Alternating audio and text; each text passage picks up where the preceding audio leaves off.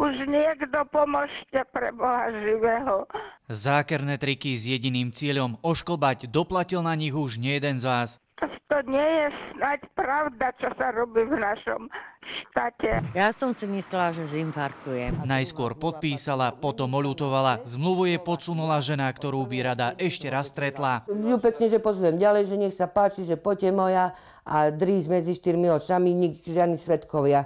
Aj tak sa dá. Podpísanie nevýhodnej zmluvy už priviedlo viacero ľudí na mizinu a to je jeden z dôvodov, prečo vznikla táto internetová stránka. A vám, tak povediac, vypľuje vyznačené časti tých zmluvných podmienok, ktoré by mohli byť problematické. Teda či nie sú v rozpore s rozhodnutiami našich súdov. Keď súd o niektorej podmienke rozhodne, že je nepriateľná, tak takáto zmluvná podmienka sa už nesmie ďalej používať. Portál zatiaľ testujú, zmluvu vám preklepne anonymne, trvá to len pár sekúnd. Pripravujeme aj mobilnú verziu tej stránky. Hovorí sa, že najdrahšie veci v živote sú tie, ktoré sú zadarmo. Portál pomáha ľuďom bezplatne, no v krajných prípadoch im môže ušetriť aj 100 000 eur. Marek Vnenčák, televízia Markíza.